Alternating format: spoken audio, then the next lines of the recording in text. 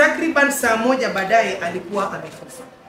Polisi walidai alijigonga ukutani na kufariki, madai ambayo yamepingwa na wakili wa familia aliyethibitisha kuwepo kwa majeraha kichwani, mikononi na mabegani, ishara ya kupigwa na kujitetea. Tunakaribisha hatua ya Inspector Generali wa polisi kuwaachisha kazi kwa muda maafisa wote waliokuwa zamu usiku huo pamoja na uchunguzi wa IPOA. Hata hivyo, hatua hizo hazitoshi bila uwazi, ukweli na uwajibikaji wa kweli kwa wote waliohusika.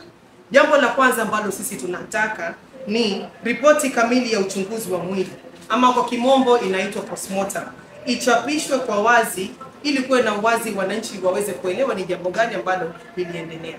Jambo la pili ambalo tunataka ni uchunguzi wa haraka na wakina wa mazingira ya kukamatwa kwa kifo cha Ojwang.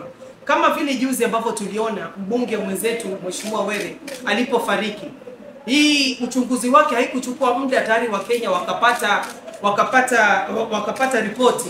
Hata kifo cha huyu kijana Ojwang pia tunataka maofisa wa mapolisi waweze kuharakisha haraka, tuweze kujua kinaga ubaga ni jambo gani ambalo lilitokelezea mpaka tukaweza kupoteza huyu kijana wetu.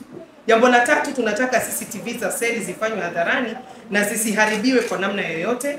Ya nne, tunataka zichukuliwe hatua za kisheria dhidi ya wote waliohusika katika ukiukiaji huu wa haki za kibinadamu.